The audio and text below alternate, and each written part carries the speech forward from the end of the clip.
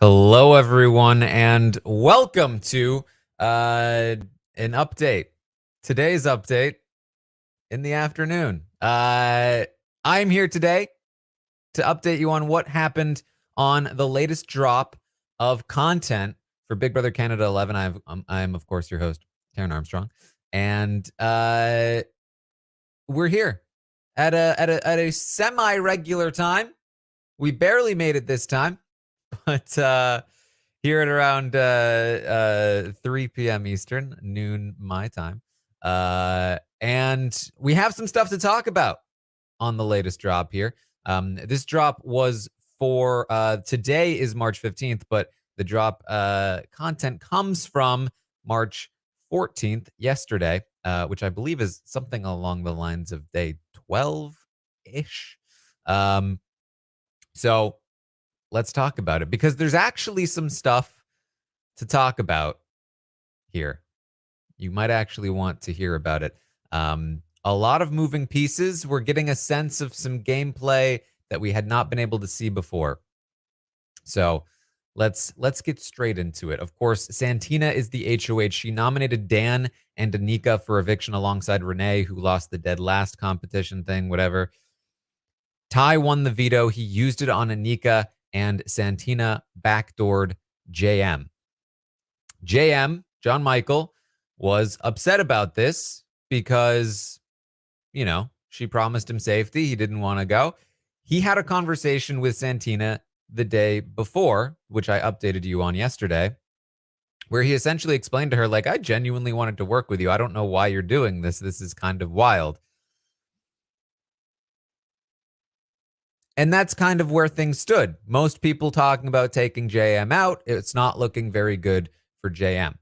So we started this drop with a conversation between JM and Kuzi.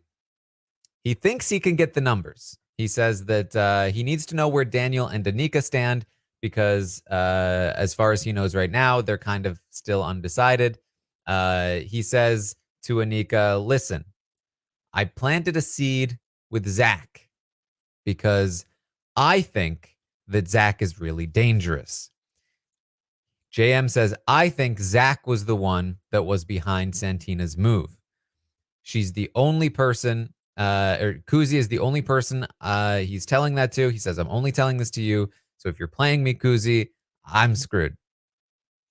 But basically, he had this conversation with Santina, and she said to him, and this is, again, what I updated you on yesterday, that, people were telling him things. And through that conversation, apparently, it came out that, JM said to her, again, I wasn't coming for you. And now he believes that Zach is the one that convinced her to target him. He may have even talked to Santina about Zach. So he says, look, I think there's a side that's already formed. He says, again, I planted a seed with Santina and Zach that I wanted to work with them. Santina told me that's a lot to consider, and she's playing the angle that somebody got in her ear. He says, if I do stay, we need to create an alliance to oppose them because they already have a side. Kuzi asks who he thinks the side is, and he says, I don't know, but I think Zach, Rob, Shania, they're locked in votes against me. He thinks Ty is a part of it, but only to save himself. So he's on to Zach, but his reads are still not quite there. He says later he's only been talking game for the last 24 hours, so he's really playing catch up here. He says with Kuzi and with you at Kuzi, Anika, and Daniel, I would have 3. And then maybe I could get Hope and Vanessa. He thinks Vanessa might want to vote out Renee, so maybe that could work. He says maybe I could get Jonathan too, or maybe I could get Ty and Claudia. He says Hope still thinks he can get Rob to keep me, but I don't know about that. And that's kind of Jam's conversation with Kuzi for now. So things moving a little bit here. That's when we cut to the real sort of happenings of this drop. We cut to Renee, Claudia, Shania, and Santina, all talking in the backyard. Or really, you should call it a warehouse more than anything. There's no, I mean, the backyard is like the hot tub, if you think about it. But anyway, they're talking about how they've noticed a shift in the guys. They've noticed that, and Santina in particular has noticed that Zach has really been up Anika's butt all day. I don't know what that's up. What's up with that? They talk about how they need to make sure that a woman doesn't leave next week because they're already down in numbers after Amal left. And, you know, a guy's going to leave this week, hopefully. So they just have to make sure that a guy leaves again next week. Fairly standard women's alliance-y kind of talk at this point. Nothing too major. Claudia talks about how she knows that Ty is clearly not telling her things. And they think, you know, in terms of guys they could work with, maybe Hope or even maybe Jonathan could work with them. They're not sure. They talk to Santina. They say, listen, Santina, we feel like it's been hard to talk to you because the guys have been all over you. And Santina says, I hear that. Listen, I had a conversation with JM and he made me understand that I wasn't his target. And me putting him up, yes, it was a little bit my idea, but people telling me things got in my head. And I'm realizing now that maybe he actually was with me. You don't say. Apparently, JM's conversation, if we're to understand it correctly, actually got through to Santina. And she's starting to question everything that has been happening this week. Renee says to her, you realizing that people got in your ear and not just pretending like it was your move is so valuable to us because they won't know that we've picked up on all of this.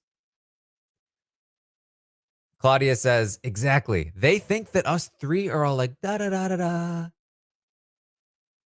Santina says she worries that Anika is their new pawn because she feels grateful that she was saved by Ty. Renee says, well, Kuzi and Anika are close, but the problem is that Anika doesn't know how to play the game. Claudia thinks Kuzi is for the girls, so that could be good for them. And Claudia says, these guys, they really think they're running this game and dictating what's happening. Santina says, yeah, you know what? This is what I think happened. I gave my word to Dan and Anika that they would be safe this week. I told them to trust me. But I think that like somehow that switched and turned into them trusting the guys and not me. And now they're giving all their loyalty to them because they're very good at talking. I think they're playing me for like I'm stupid. They're using whoever's in power to make their moves.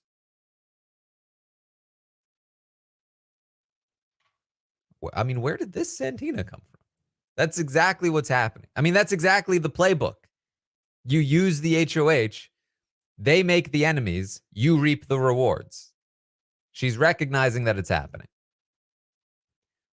Renee says she doesn't want the guys to realize they're catching on. And that's when Shania brings up the idea of, listen, I did promise Dan and you, Renee, that I would keep you both, but I mean, is it worth considering? Should we keep JM? If we do, he would ride with us, right? And he would work against the guys. And he'd be a target for them still. Like, should we consider this? Renee is like, yeah, are we ready to draw that line right now, though? Because if we save JM, they're going to be pissed and they're all going to know. Claudia says, well, if we don't save JM, then Dan stays in the game. And the thing with Dan is I've seen him in intense conversations with Zach. I don't think we can trust Dan at all. But they are worried. The guys are going to be so pissed. But they have to do what's best for their game. So should they save JM? They're not sure. Santina says, I don't want to be on the block next to JM next week if we make this move. Like, that would suck.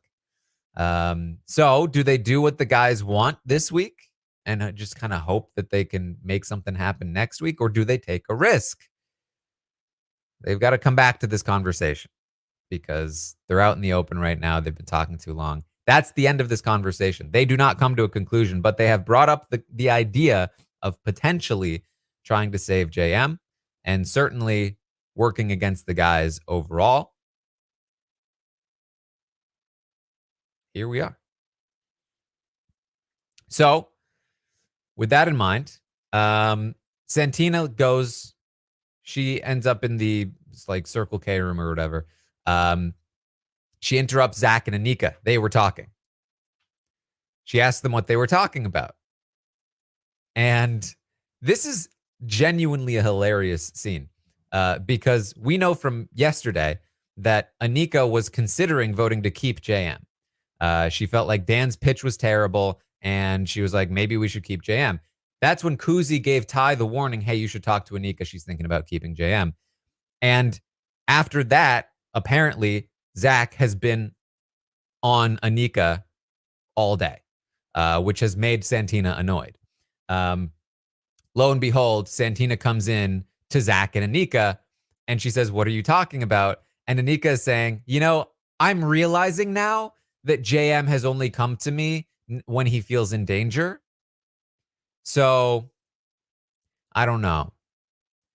And it's just very clear that Zach has been working on her all day and has convinced her that JM is not worth saving and that he's only coming to her.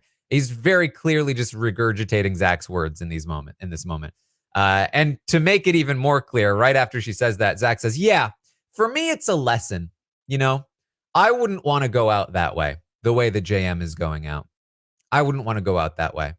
You know, just being so negative. Santina says, being negative. I'm not really getting that from him. I'm not really getting that negativity from JM. Zach says, oh, well, you know, I've been hearing that he's been speaking negatively. So, you know, Santina says, oh, you've been hearing that. So what has he been saying? Just sort of the, like, you know, I don't know. He talks out of both sides of his mouth. You know, it just doesn't add up. Sometimes I exaggerate, like how a person speaks to sort of give you the gist of what it was. That was a verbatim. That was exactly how he responded to what is he saying? Just sort of that, like, you know, I don't know. He talks out of both sides of his thing is what I said mouth, but he said thing. I mean, it was very funny. So that's what's going on over there. You can clearly see Santina is fed up with Zach and questioning, and she sees him doing it to Anika in front of her, and she's like, okay, what is he actually saying though, dude? And he's got nothing. So meanwhile, Jam is still talking to Kuzi. JM says, honestly, the fantasy was to work with Santina. I love a woman in power. It's quite silly that this has happened. Kuzi says, well, I mean, it's a good play for the people that want you out because you are a threat to them. It was a terrible move for Santina, though. He says, I need to talk to Ty and Rob. Kuzi says, getting to know JM made her fall in love with him as a person, and it would never be a good move for her to have him leave. Anika joins, and she kind of re-explains that to Anika. JM says to Anika, don't let the wolves fool you. I'm a target already for other people. Let me work for you. He says, I've only been talking game for the last 24 hours. Everyone is saying I'm some sort of mastermind, but the reality is I was literally just being nice to people, and my head was clearly not in the game as much as it needed to be. JM asks if they think people have made up their minds. Kuzi says some, but minds can change. JM says, look, a backdoor in the first week, it's a powerful move, but a backdoor reversed is even more powerful. Anika says, listen, I don't want to make any promises. I just want you to know that, I've not promised anything. Says, okay, great. I don't want any promises. She leaves. Jam apologizes to Kuzi. He says, I'm sorry, Kuzi, that I'm in this position. I really wish we could make something work. Hope joins. And JM says, all right, Hope, when are we going to make an alliance? Hope says, you know where my vote is regardless. So apparently Hope is still promising JM he's going to be a vote for him regardless. Hope asks Kuzi where her vote is. And JM says, she's with me. I'm protecting her no matter what. Hope says, okay, that's two then. Hope asks where Daniel's vote is at, and they're not sure. They say he's in the middle. And JM says, we can make an underdog alliance, guys. We can overthrow them and make it interesting. It would be so fun. Come on. All right. In the meantime, we go to Daniel and Anika. We're finally going to get a sense of where they stand in the game. And when I tell you, this is easily the best drop of the season so far. This is also a hilarious conversation to me. And we really get a sense of who Daniel is as a player as well, which I'm very pleased with. Anika is saying to Daniel, she knows she's not a target anytime soon. Daniel says, I know I'm not a target either, but you can't float through the game and let other people get power because then you have no power. Remember, Anika is the player that came into the game saying, I haven't really seen any of the show. I'll just wing it and figure it out as I go. Daniel is the super fan. Just keep that in mind. Daniel is saying, I'm not saying we should save him, JM, because I don't think we can, but we're not in a good position just because they're not coming after us right now. Because we're just being used as numbers. And when they get power, we will be the people that they target when they don't want to rock the boat. Anika says, Daniel, you just need to start talking to them about game and get in with them more. She says, you can't trust JM. He's too good with his words. And Daniel says, listen, I definitely don't trust JM, but I also don't trust the boys. Anika, can you really sit here and tell me that they're not all working together? Anika says, I don't think they're all a tight thing. I think they're all just kind of following the main people. And Daniel says, well, who are they following? She says, Zach and Ty.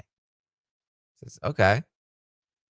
He says, look, I see myself. Listen, this is how I see myself as a middle person. I see you as a middle person. Maybe you're more in with them than I think. And she says, I think I am. I think I am more in with them than you think. Okay. He says, but listen. Me, you, Vanessa, I think, Kuzi, we're all kind of in the middle. And then maybe people like Hope and Jonathan are people that would also be in the middle. And if we come together, that's like 6. Maybe we could get 7 people. That's a lot of people. That could be powerful. Anika says, I think right now it's good to be a floater. And then we can get Renee out next week. And the boys, they'll turn on each other. And they won't bother taking us out. Daniel, I know you have seen more Big Brother than I have, but you know things change. And Daniel's like, I think we're in a much more dangerous position than you think. She says, you just need to talk to Zach more. He goes, oh, Zach. Daniel says, listen, they may be talking to you, but if you are not in a named alliance with them, they're just using you. And I guarantee you, there are named alliances in this house. She says, well, what's the named alliance then? He says, I don't know. That's the point. We're not in it. She says, okay, but listen, after JM leaves, there's no division. He says, that's not good. We want division. We need there to be a division. We need others. Listen, our ideal situation is that other people in this house decide they want to keep JM. Not us. So that a division forms without us having to form it. That's what we want. At this point, Zach comes in and interrupts the conversation. And he asks about, hey, what's JM been up to? And Anika says, oh, he was just talking to me and Kuzi. He says, oh, he's really working on the coups, huh? Huh. And then Ty comes in and they play pool, and this conversation dissipates. In the meantime, JM is making another pitch, this time to Jonathan with Kuzi there. He says to Jonathan, listen, I already have 2 buy-ins, and I'm just making this pitch to people I think would be interested and that I could be loyal to, and I want to be loyal to the people I pitch to. So if you are with me, I only need 6, and I would fight and I would ride for you guys. Jonathan says, I appreciate that. I think we missed part of this because it's pretty short by the time we get to it. JM leaves. Jonathan says to Kuzi, I mean, if he stayed, he'd be a strong asset, but it's already done. Sticking up for him would put you at risk. And Kuzi says, yeah, I agree. It's heartbreaking, though. And then Zach shows up. He's been informed that JM's working on the coups, so he needs to go make sure the coups isn't getting worked on.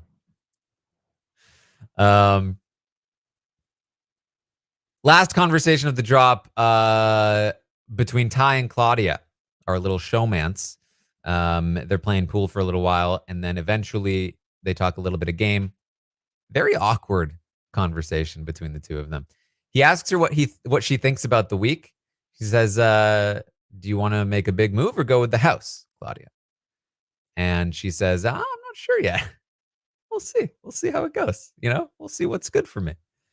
He says, so is there a girls' alliance? What? No? Why are you asking? Why are you getting defensive? I'm not getting defensive. Sound pretty defensive. She said, well, I think you have a boys' alliance. I think you're wrong about that. And it just kind of goes back and forth like that for a little while. Mutual suspicion between the two of them. Strange showmance, but I guess they're making it work. So that's about it. That's what we got from this drop. Some interesting stuff, of course. The main things being that there are essentially 3 different factions in the house, all vying to potentially keep JM in the game, but none of them feel confident enough to actually go and do it yet. So you've got JM working. He's trying to be an anti-Zach, anti-Santina campaign. And he's trying to pull in Kuzi, Daniel, Anika, Hope, and then he's working on Ty, Claudia, and Jonathan as his 4, 5, 6, and maybe even 7. We know he's not getting Ty and Jonathan. So this is a wasted effort. If anything, it could backfire on him. On the other side of things, you have Daniel and Anika. Anika has been completely snowed by Zach into not trusting JM at this point. He's been working on her all day, and she's fully on board with that now. However, she has Daniel on the other side kind of being like, it would be good for us if he stayed, but we couldn't do it ourselves. And he is saying to Anika that he doesn't trust JM. I don't know how true that is, if he's just placating her. But he would clearly be fine if the women approached him about, like, let's keep JM. I think he might be open to it, especially because it would be them leading the charge. But as things currently stand, they think there's no chance. Kuzi also thinks there's no chance when she's working with JM. And then in the middle of all of that, you have Santina, who has actually been convinced by JM that Zach is no good and he wasn't coming for her. And so now she's in talks with the women, particularly Claudia, Shania, and Renee, about flipping this game around on the men, and that maybe they could save JM to do that. However, they're going to need people like Kuzi, Anika, and Daniel to do it. So that's kind of tricky based on our current the current standings of things, right? So all three of these different like little groupings of people, they all want JM to stay for different reasons, but they're all worried about actually making it happen. So will JM stay? At this point, I would still say it's not super likely. However, it's way more likely that he stays now than it was yesterday, because you do have all these pieces kind of uh, rummaging together. It reminds me a little bit of Johnny's situation in season 6, where there were 3 different factions that he needed to all convince that it was good for them to keep him around, which he managed to do. That was a harder situation than this one because all 3 of these factions actually do benefit from JM sticking around.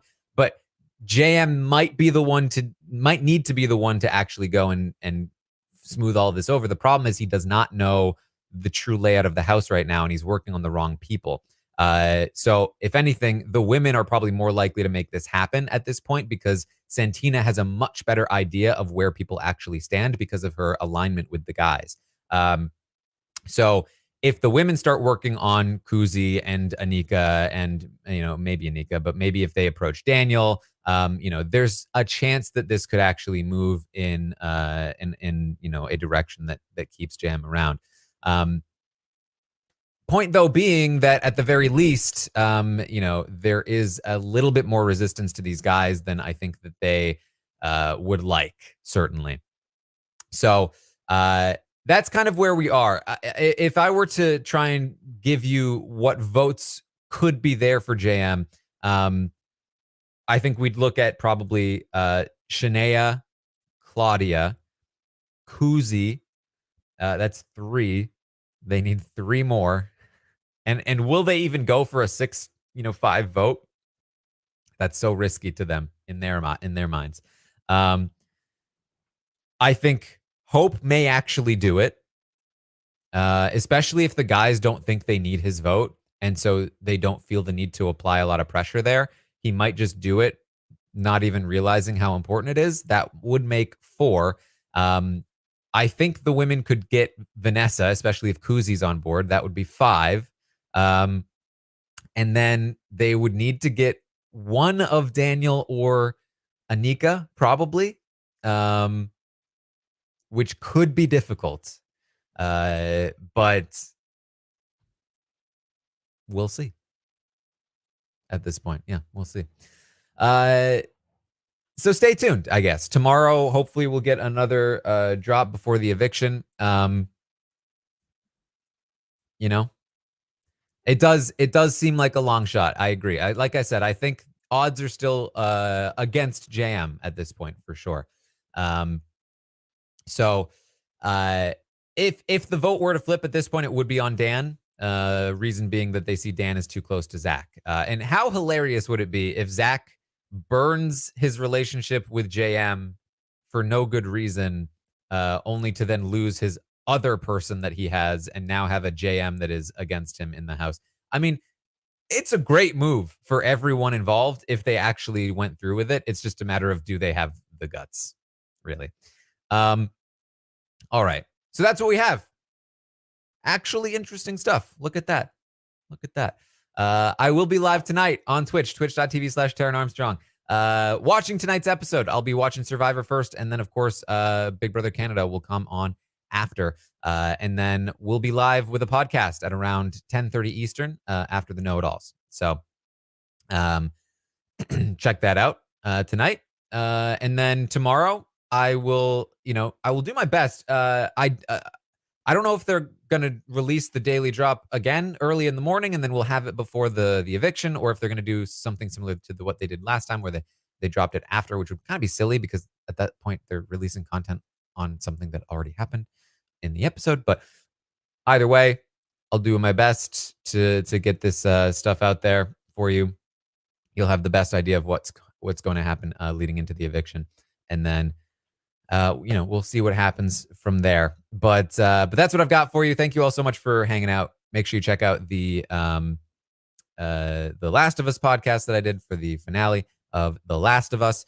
Find me over on Twitter at Armstrong Taran, and check out the YouTube stuff, and Survivor Stock Watch is coming. Lots of good stuff. All right. Thank you all so much for joining me here today. I hope you enjoyed this. This is probably the best we've got from Big Brother Canada 11 yet, and it's obviously not that much, but it's we're getting scraps, and we're like, oh, this is like fine dining. Oh, okay, all right, that's what I got. Thank you. We'll see you next time.